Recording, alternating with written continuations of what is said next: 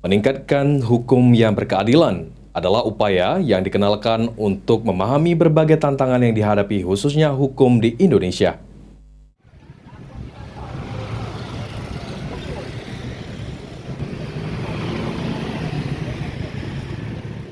Sebagai upaya mewujudkan hukum yang berkeadilan di Indonesia, mahasiswa diajak mengenal dan memahami berbagai tantangan.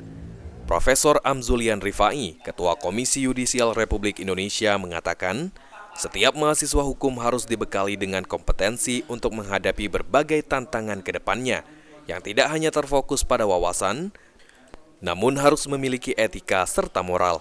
Sehingga Indonesia ke depan memiliki jati diri pada penegakan hukum yang berkeadilan. Ya, tantangannya tadi seperti ditumpahkan oleh para narasumber. Tadi Dr. Febrian misalnya menyatakan bagaimana terkait etika.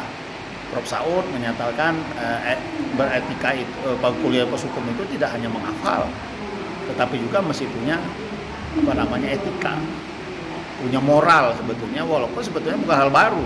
Tapi persoalannya seberapa kita mengajarkan kembali moral itu ya. Kita dulu dapat PMP ya kan, pendidikan moral Pancasila. Sekarang gimana? Nah, tantangannya adalah itu. Jati diri sebagai bangsa Indonesia itu.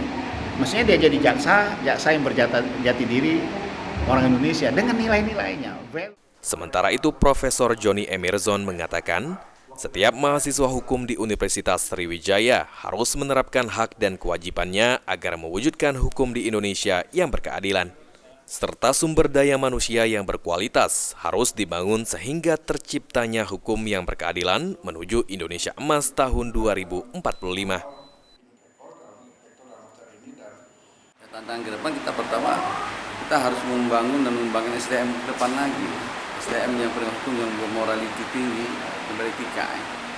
Berarti dari Fakultas Hukum inilah kita mendidik moral dari kita akan mendidik mahasiswa kita menjadi praktisi yang morality tinggi sesuai dengan visi kita. Bagaimana kita menciptakan alumni kita, alumni yang memang dia konsekuen dengan ilmu yang dia dapat, yang dikembangkan dan dijalankan di dalam praktek. Eki Saputra, PAL TV.